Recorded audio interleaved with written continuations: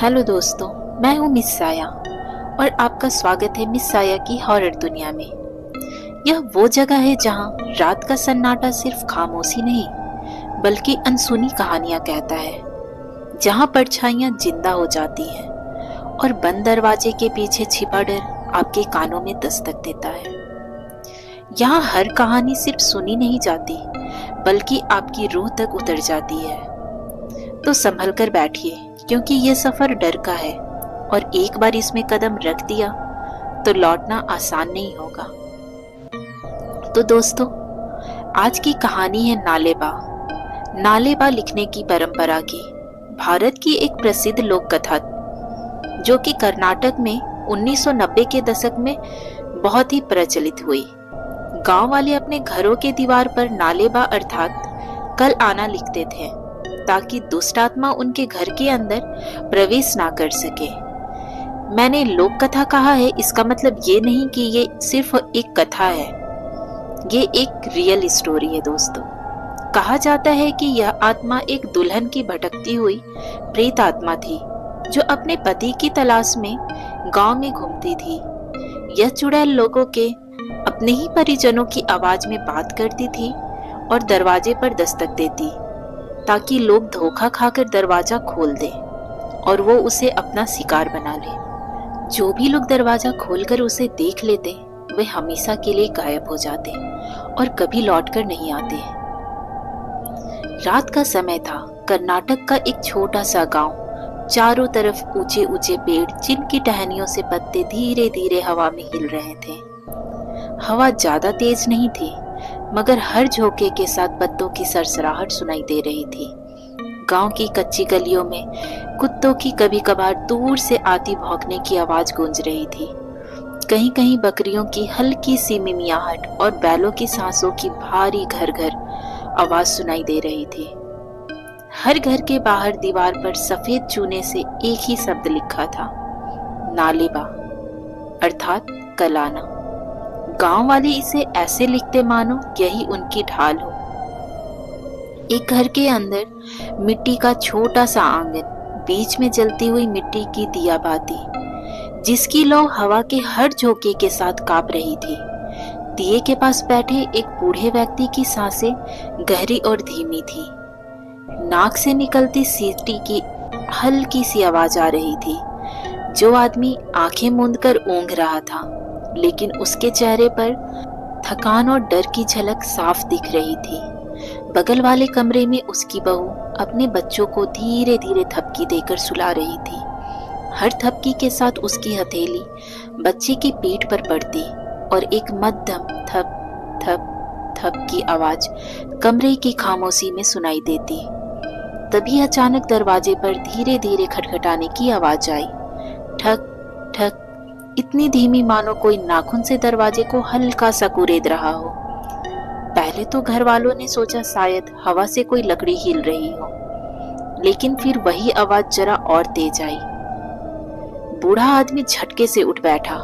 उसकी सांसें इतनी तेज हो गईं, अब वो नाक से जोर जोर से फूंकने जैसी आवाजें निकाल रहा था। उसकी आंखों में डर साफ झलक रहा था। और तभी बाहर से एक महिला की आवाज सुनाई दी, बहुत नर्म, बहुत परिचित, जैसे कोई अपना ही बुला रहा हो। आवाज ने कहा, अरे दरवाजा खोलो, मैं हूँ तुम्हारी बहन, सुनो तो। आवाज इतनी मीठी और पहचानने वाली थी कि अगर कोई और सुन ले तो तुरंत दरवाजा खोल देता। लेकिन उस बूढ़े आदमी ने कांपते हुए होठों से धीरे से कहा, नालेबा नालेबा, कल आना कल आना। उसकी आवाज कांप रही थी, गले से शब्द ठीक से निकल नहीं रहे थे। बाहर अचानक सब खामोश हो गया। ना कोई खटखटाहट, ना कोई आवाज, सिर्फ दूर से कहीं से कुत्ते के रोने की लंबी सी हूंक सुनाई दी। और दिए की लौ बिना हवा के धीरे धीरे बुझ गई। ये नालेबा लिखने की परंपरा कैसे शुरू हुई, ये आपको आगे स्टोरी में पता चलेगा दोस्तों। तो चलिए आगे बढ़ाते हैं अपनी स्टोरी को। बहुत साल पहले उसी गांव में एक गरीब किसान रहता था। उसकी एक ही बेटी थी, लक्ष्मी। लक्ष्मी का चेहरा उजला, बड़ी बड़ी आंखें और माथे पर हमेशा लाल बिंदी। जब वो बोलती थी तो उसकी आवाज इतनी मधुर होती थी कि गांव के लोग कहते जैसे मंदिर की घंटी बज रही हो। उसके पिता ने बड़ी मेहनत से उसके लिए एक रिश्ता तय किया। जैसा कि दोस्तों आज भी हमारे समाज में सुंदर होने के बावजूद भी अगर बेटी गरीब के घर पैदा हुई है तो उसके लिए रिश्ता ढूंढना इतना आसान नहीं होता। लक्ष्मी की शादी पास के गांव के एक नौजवान से होने वाली थी। शादी की रात पूरा गांव रोशनी से जगमगा रहा था। मंडप में मंत्रोच्चार की आवाज गूंज रही थी। पंडितों के मंत्रों के बीच ढोल नगाड़े भी बज रहे थे। लक्ष्मी शर्म से अपना चेहरा घूंघट में छुपाए बैठी थी, लेकिन तभी बारात में अचानक हंगामा मच गया। जिस लड़के से लक्ष्मी की शादी होने वाली थी उस लड़के को भयानक बुखार आ गया। उसकी सांसें तेज हो रही थी, गले से घर घर की आवाज आ रही थी, मानो सांस रुक रही हो। लोग पानी ला ला कर पिला रहे थे, लेकिन उसकी आंखें उलट गईं। कुछ ही मिनटों में लक्ष्मी का दूल्हा, जो अभी उसका हुआ भी नहीं था, उसके सामने ही मर गया। लक्ष्मी ने जब ये खबर सुनी, उसने घूंघट हटाकर पति का मृत शरीर देखा। उसकी चीख इतनी दर्दनाक थी कि पूरा गांव सन्न हो गया। वो रोते रोते अपने होने वाले पति के सीने पर गिर गई। उसके आंसू उसके पति के ठंडे चेहरे पर टपक रही थी। लक्ष्मी की सांसें बेकाबू हो रही थी। नाक से फटाफट सांस अंदर जाती और मुंह से कांपते हुए निकलती। यह दृश्य इतना दर्दनाक था दोस्तों, जिसे मैं शब्दों में बयां भी नहीं कर सकती। लोगों ने उसे पकड़कर अलग किया, लेकिन उसकी आंखें अब भी खाली हो चुकी थी। उसने एक ही वाक्य बार बार कहा, मुझे मेरा पति चाहिए, मुझे मेरा पति चाहिए। अचानक मौत से लक्ष्मी सदमे में थी। अगली सुबह लक्ष्मी घर में अकेली थी। जैसा कि दोस्तों मैंने स्टोरी में आपको पहले ही बताया, लक्ष्मी बहुत ही गरीब घर से थी। उसके पापा बहुत ही गरीब किसान थे। चाहे जो भी हो जाए, बेटी सदमे में थी, लेकिन उन्हें अपने खेत में जाना जरूरी था। अगर वो नहीं जाते तो अपने परिवार का पेट नहीं पाल पाते।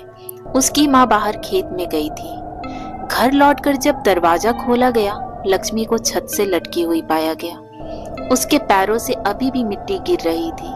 चेहरे पर आंसू सूख चुके थे और उसकी आंखें आधी खुली थी और दरवाजे की ओर टिकटिकी लगाकर देख रही थी। उसके ओठों से जैसे अभी भी कोई धीमी आवाज फुसफुसा रही थी, मुझे मेरा पति चाहिए, मुझे मेरा पति चाहिए। गांव वालों के साथ मिलकर जैसे तैसे लक्ष्मी के परिवार ने बहुत अच्छे से लक्ष्मी का अंतिम संस्कार किया। जवान बेटी के मौत से सिर्फ घर वाले ही नहीं, पूरा गांव सदमे में था। ऐसे ही कुछ दिन बीत जाते हैं, लेकिन लक्ष्मी की मौत के बाद गांव में अजीब घटनाएं शुरू हो गईं। लोगों ने रात में दरवाजा खटखटाने की आवाजें सुनी। बाहर वही मधुर पहचान वाली स्त्री की आवाज, अरे दरवाजा खोलो, मैं हूँ तुम्हारी बहन, तुम्हारी माँ, तो कभी तुम्हारी पत्नी तो कभी तुम्हारी बेटी। और जो भी दरवाजा खोल देता वो अगली सुबह कभी नहीं मिलता। लोगों को यकीन हो गया कि ये लक्ष्मी की आत्मा है, जो अभी भी अपने पति की तलाश में पूरे गांव में भटक रही है। दोस्तों, अब आप सोच रहे होंगे कि गांव वालों को कैसे पता चला कि ये भटकती आत्मा लक्ष्मी की ही है। और कोई रूह भी तो हो सकती थी, पर अभी मैं बताऊंगी क्यों और कैसे यकीन हुआ गांव वालों को कि ये लक्ष्मी की आत्मा है जो अपने पति को ढूंढ रही है। रमैया का घर, रमैया लक्ष्मी का ही अपना भाई था। रात के 11 बजे दरवाजा धीरे धीरे खटखटाने की आवाज आई। ठक ठक ठक। बाहर से आवाज आई, अम्मा मैं हूँ तुम्हारी लक्ष्मी, देखो मैं लौट आई, दरवाजा खोलो अम्मा। रमैया की माँ रो पड़ी, लेकिन उनके बेटे ने उन्हें रोका और उन्हें बताया कि लक्ष्मी अब इस दुनिया में नहीं है। दरवाजे के पास चौखट पर लोहे की दांती टंगी थी। लोक मान्यता थी कि लोहे से आत्मा अंदर नहीं आ सकती। लक्ष्मी की आत्मा दरवाजे पर बार बार पुकारती रही। आवाज कभी बहुत नर्म तो कभी चीख में बदल जाती, लेकिन जैसे ही रात ढली और मुर्गे की पहली बांग सुनाई दी, खटखटाना अचानक बंद हो गया। सुबह जब दरवाजा खोला गया, चौखट पर हल्की सी लाल चुनरी का टुकड़ा पड़ा था। उसके घर वाले समझ गए कि लक्ष्मी की आत्मा को शांति नहीं मिली है। यह बात पूरे गांव में आग की तरफ फैल गई। और ये कोई पहली और आखिरी घटना नहीं थी दोस्तों, यहाँ से तो घटना की शुरुआत होती है। गांव वालों ने समझा कि ये लक्ष्मी ही थी, अगर दरवाजा खोलते तो परिवार नहीं बचता। अब ऐसी घटनाएं गांव में किसी न किसी के साथ रोज घटने लगी। गुरुमूर्ति, जो कि एक किसान था, देर रात खेत से लौट रहा था। अंधेरे में किसी औरत की आवाज आई, गुरु सुनो, मैं तुम्हारी बहन हूँ, अंधेरे में डर लग रहा है मुझे, प्लीज घर छोड़ दो। आवाज सुनकर गुरुमूर्ति का दिल धक धक करने लगा, लेकिन उसके गले में नीम के पत्तों और नींबू की माला थी, गांव के पुजारी ने दी थी। जैसे ही वो औरत उसके पास आई, उसकी चाल सामान्य नहीं थी। हर कदम के साथ पैर जमीन से थोड़े ही ऊपर रह जाते, मानो वो चल नहीं तैर रही हो। गुरुमूर्ति लक्ष्मी को देखकर कांप उठा, लेकिन जैसे ही उसने अपने गले की माला को छुआ, वो औरत अचानक रुक गई और धीरे धीरे अंधेरे में गायब हो गई। गांव वालों को यकीन हो गया कि आत्मा भटक रही है, और वो भी लक्ष्मी की। लक्ष्मी की आत्मा इतनी दुष्ट हो चुकी थी कि उसने तो मासूमों को भी नहीं बख्शा। एक रात संक्रिया का घर, बाहर से आवाज आई, अरे बेटा, मैं हूँ तुम्हारा नाना, दरवाजा खोलो। संक्रिया का 8 साल का बेटा उठ गया। उसने धीमे धीमे लकड़ी के किवाड़ को खोला, जिससे कि आवाज ना हो और घर में किसी को पता ना चले। और सच में अंदर किसी ने देखा ही नहीं कि वो 8 साल का लड़का दरवाजा खोल रहा है। बस अगले दिन सुबह बच्चा गायब था। सिर्फ दरवाजे पर उसके पैर की छोटी छोटी गीली छापें दिख रही थी, जो बाहर की ओर जाती थी और अचानक मिट्टी में गायब हो गई। इस घटना से गांव वालों को समझ आया, आत्मा मासूम को भी नहीं छोड़ती। लक्ष्मी जब जिंदा थी तो वो जितनी मासूम, जितनी निश्चल और जितनी पवित्र थी, उसकी आत्मा अभी उतनी ही उग्र हो चुकी है। वो किसी को भी नहीं बख्शेगी। अब तक गांव में दर्जनों लोग गायब हो चुके थे, किसी का बच्चा, किसी की पत्नी तो किसी का पति। गांव में हर रात खटखटाने की आवाजें, अपनों की पुकार और सुबह लापता लोग।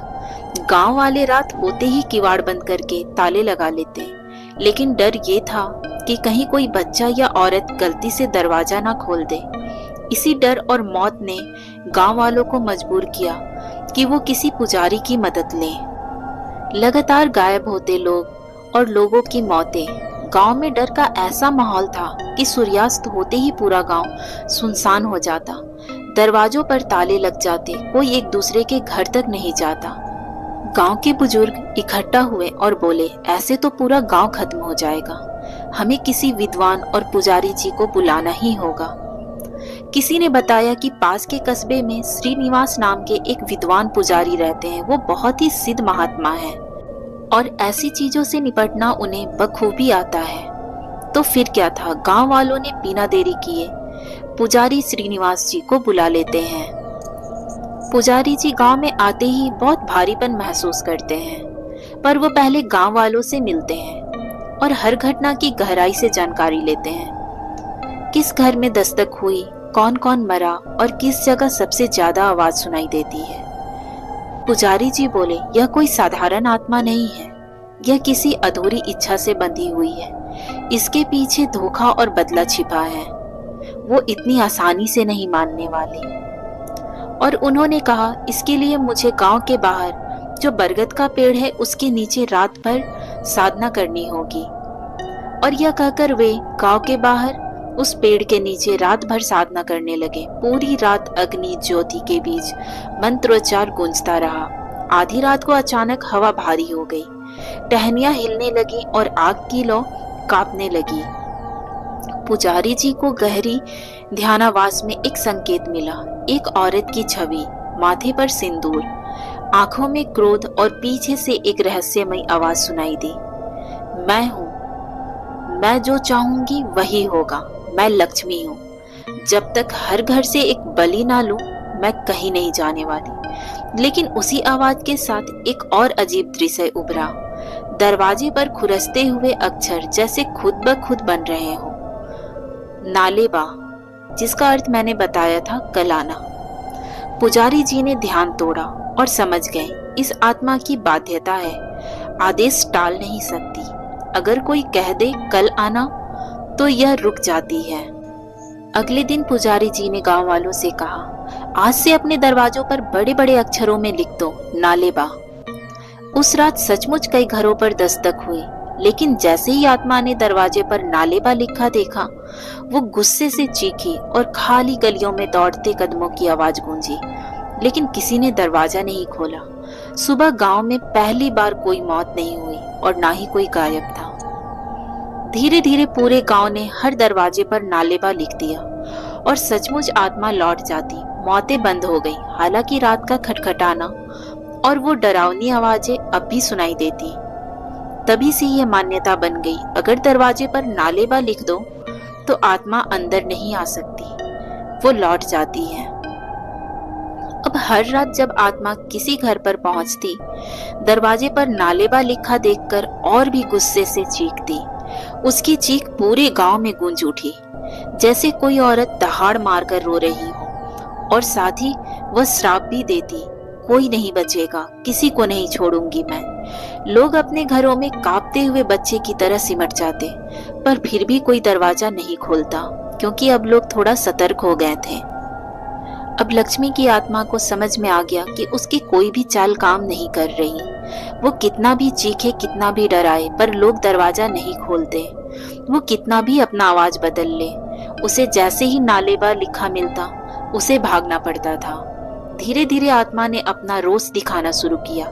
सुबह जब लोग दरवाजा खोलते तो कई बार दरवाजे पर लाल खून की धार या सिंदूर से बने हाथ के निशान दिखाई देते। कुछ घरों के पास जमीन पर उखड़े हुए नाखून जैसे खुरचने के निशान पड़ जाते। लोग और ज्यादा डर गए। अगर हमने नालेबा नहीं लिखा होता तो आज ये दरवाजा खुल गया होता। डर बढ़ता जा रहा था, लेकिन साथ ही गांव वालों का विश्वास और भी मजबूत हो गया। सिर्फ नालेबा ही हमें बचा सकता है। अब गांव का कोई भी ऐसा घर नहीं था जहां दरवाजे पर यह सब ना लिखा हो। यहाँ तक कि मंदिर, अनाज घर और कुएं के पास भी बड़े अक्षरों में लिख दिया गया। लेकिन आत्मा हार कहाँ मानने वाली थी। हर बार लौटते हुए उसका क्रोध और उग्र हो जाता। कभी हवा में चीखती, कभी गांव के चारों ओर घूमती, रहस्यमयी परछाइयां छोड़ जाती। लोगों ने कहना शुरू किया, अगर ये क्रोध और बढ़ा तो पता नहीं ये दीवारें तक तोड़ ना दे। नालेबा ने मौत तो रोक दिया, पर आत्मा का आतंक और लाल निशान अब गांव वालों की नई दहशत बन गई। गांव में अब मौतें तो रुक गई थी, लेकिन हर सुबह कई दरवाजे पर खून, सिंदूर के निशान मिलते। कभी कभी रात में औरत की हंसी और चीख एक साथ सुनाई देती। लोगों ने कहना शुरू किया, अगर ये गुस्सा और बढ़ा तो आत्मा पूरे गांव को जला डालेगी। उन्होंने पुजारी जी को फिर से बुलवाया और गांव वाले इकट्ठा हुए। तब श्रीनिवास जी ने कहा, नालेबा ने हमें समाधान तो दिया है, लेकिन यह समाधान अस्थायी नहीं है। हमें इस आत्मा को या तो शांति देनी होगी या इसे इस गांव की सीमा से बांधना होगा। गांव वाले घबराए हुए थे, पर सबने हामी भर दी। पुजारी जी ने कहा, इस बार की जो साधना होगी वो साधारण नहीं होगी। इसके लिए चाहिए 7 कुंवारी कन्याओं का पूजन, पीपल और बरगद के पत्तों से बना मंडप और गांव के हर घर से एक एक मुट्ठी चावल। क्योंकि जिस आत्मा की शादी अधूरी रह गई थी, उसकी तृष्णा को विवाह जैसा अनुष्ठान करके ही शांत किया जा सकता था। लेकिन जब अनुष्ठान की रात आई तो अजीब घटनाएं शुरू हो गई। मंदिर के दीपक बार बार बुझ जाते, मंडप की रस्सियां बार बार टूट जाती और दूर से वही औरत की हंसी गूंजती, तुम सोचते हो मुझे बांध पाओगे? नहीं, कभी नहीं बांध सकते। मैं तो दूल्हे की खोज में हूँ और जब तक मुझे मेरा दूल्हा नहीं मिलता, मैं ऐसे ही तबाही मचाते रहूंगी। गांव वालों की रीढ़ में सिरन दौड़ गई। पुजारी जी ने आंखें मूंदकर मंत्रोच्चार तेज किया और बोले, आज रात फैसला होगा, या तो आत्मा बंधेगी या फिर पूरा गांव उसकी बलि बनेगा। दोस्तों, अंधेरा हमेशा सिर्फ रात का नहीं होता, कभी कभी वो आपके भीतर भी उतर जाता है। गांव के कुछ युवक सामने आए और हिम्मत दिखाए। टूटी हुई मंडप को उन्होंने फिर से गांव के बीचों बीच बरगद और पीपल की डालियों से बनाया। उसके चारों ओर दीपक जलाए गए। हर घर से लाए गए चावल और हल्दी को बड़े से पात्र में रख दिया गया। रात गहराने लगी। चारों ओर सन्नाटा, बस झिंगुरों की आवाज आ रही थी। पुजारी जी ने 7 कुंवारी कन्याओं को मंडप में बैठाकर पूजा शुरू की। हवा अपनी रुख बदलती है। जैसे जैसे मंत्रोच्चार तेज होता गया, हवा अचानक ठंडी और भारी हो गई। दीपक की लौ कांपने लगी, कभी जलती तो कभी बुझने को होती। गांव वाले एक दूसरे के हाथ कसकर पकड़ कर रखे थे। बच्चों को औरतों ने गोदों में दबा कर रखा हुआ था। आधी रात होते ही अचानक जोरदार ठक ठक की आवाज पूरे गांव में गूंजने लगी। लेकिन ये दस्तक किसी एक घर पर नहीं, बल्कि पूरे गांव के हर दरवाजे पर एक साथ हो रही थी। लोग चीख पड़े, यह तो हर जगह है। पुजारी जी ने आंखें बंद कर मंत्रोच्चार और तेज किया। अचानक आकाश में बूंदें टपकने लगी। लोगों ने सोचा बारिश शुरू हो गई है, पर जब हथेली आगे बढ़ाए तो देखा लाल सिंदूर और खून की बूंदें जमीन पर गिर रही थी।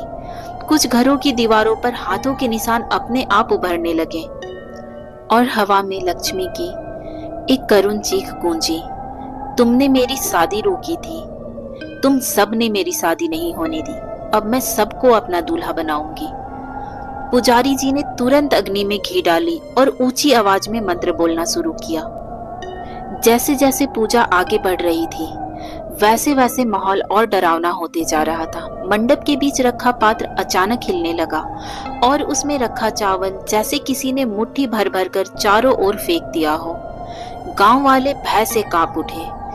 एकदम उसी क्षण मंडप की छाया लंबी होकर जमीन पर गिरने लगी, जैसे कोई औरत लाल आंखों और खुले बालों के साथ खड़ी हो।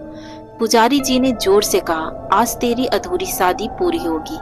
ये चावल, ये दीपक, ये कन्याएं तेरे लिए हैं। अब शांति से चली जा। लक्ष्मी हंसने लगी और जोर से चीखी। छाया और गहरी हुई। हवा में हंसी और चीख एक साथ गूंजी। दीपक एक एक करके बुझने लगे। गांव वाले चिल्लाने लगे, ये नहीं मानने वाली पुजारी जी, ये हम सबको मार डालेगी। और तभी अचानक पूरा मंडप हिलने लगा, जैसे कोई अदृश्य शक्ति उसे तोड़ना चाह रही हो। आधी रात बीतते ही अचानक जोरदार हवा चली। मंडप के चारों ओर रखे दीपक एक साथ बुझ गए। गांव वालों की आंखें डर से फैल गई। मंडप की रस्सियां अपने आप टूटने लग गई। बरगद की डालियां जमीन पर गिर गईं। ऐसा लग रहा था मानो पूरा गांव हिल रहा हो। गांव में जोरदार भूकंप आया हो। हवा से उठी धूल के बीच एक आकृति उभरी। लाल आंखें, बिखरे बाल, चेहरे पर सिंदूर और माथे पर बिंदी, होठों पर खून की परछाई। उसकी आवाज बिजली की गड़गड़ाहट जैसी थी, तुम सब बच नहीं सकते, हर घर से एक बलि चाहिए। गांव वाले जमीन पर गिरकर रोने लगे। पुजारी जी ने कमंडल उठाया और अग्नि में आखिरी आहुति दी। वो चिल्लाए, तेरी अधूरी शादी यहीं पूरी होगी। आज से तू इस गांव में दुल्हन बनकर बंध जाएगी। तू बाहर नहीं जाएगी, कभी नहीं जाएगी। उसने 7 कन्याओं से एक साथ फूल चढ़वाए और उनके चारों ओर सुरक्षा कवच फिर से बना दिया। आत्मा और गुस्से में कांप उठी। उसने मंडप की रस्सियां तोड़ने की कोशिश की, लेकिन जैसे ही चावल और हल्दी से बना मंडप उसके पांव के पास गया, वो पीछे ढकेल दी गई। लक्ष्मी की आत्मा जोर से चीखने लगी। उसकी आवाज ऐसी थी जैसे सैकड़ों औरतें एक साथ रो रही हो। गांव वालों के कान फटने लगे। कुछ ने अपने कानों में उंगलियां तक डाल ली। पुजारी जी ने मंत्रोच्चार और तेज किया। धीरे धीरे वो आकृति धुएं की तरह मंडप के बीच खींचने लगी। उसका चेहरा चीखते चीखते धुंधला पड़ने लगा। जैसे ही घड़ी ने 2:45 बजाए, आत्मा अचानक तेज चीख के साथ आग की लपटों में बदल गई और मंडप के बीच बंध गई। लाल सिंदूर की मोटी लकीर जमीन पर पड़ गई, जैसे कोई सीमा खींच दी गई हो। पुजारी जी का अनुष्ठान पूरा हो चुका था और लक्ष्मी अब बंध चुकी थी। अनुष्ठान पूरा होते ही पुजारी जी जमीन पर गिर पड़े, मानो उन्होंने अपनी पूरी ताकत इस अनुष्ठान में झोंक दी हो। गांव में सन्नाटा छा गया। गांव वालों ने पुजारी जी को उठाकर चारपाई पर लिटाया। थोड़ी ही देर में पुजारी जी को होश आ गया और वो उठकर बोले, अब मैं ठीक हूँ। तब जाकर गांव वालों के जान में जान आई। सुबह हुई तो गांव वालों ने देखा जहां अनुष्ठान हुआ था वहां अब भी सिंदूर की एक मोटी रेखा बनी हुई थी। उसी दिन से गांव में मौतें और गायब होना तो बंद हो गया, लेकिन रात को अब भी कई लोग सुनते थे ठक ठक ठक की आवाज और दरवाजे के पास हल्की सी खुरचने की आवाज। लोग कहते थे आत्मा गई नहीं, बस बांध दी गई है। अगर कभी किसी ने नालेबा लिखना छोड़ा तो वो फिर लौट आएगी। और यहीं से वो लोक विश्वास दरवाजे पर नालेबा लिखना आत्मा को बाहर रखने का एकमात्र उपाय है। दोस्तों, कभी कभी सन्नाटे में गूंजती ये आवाज आपके कानों तक नहीं, दिल तक उतर जाती है। दोस्तों, अगर ये कहानी आपके दिल की धड़कनें बढ़ा गई हो तो इस वीडियो को लाइक करें और शेयर करें, और चैनल मिस साया की हॉरर दुनिया को सब्सक्राइब करना मत भूलिए, क्योंकि अगली रात कौन सी परछाई आपके दरवाजे पर दस्तक दे ये कोई नहीं जानता। मैं हूँ मिस साया और मिलती रहूंगी आपसे ऐसी ही डरावनी कहानियों के साथ मिस साया की हॉरर दुनिया में। तब तक याद रखिए, कदमों की आहट जब आपके ही दरवाजे पर रुके तो सांस लेना भी भूल जाना। तब तक हंसते रहिए, मुस्कुराते रहिए और अपना ख्याल रखिए। जय महाकाल।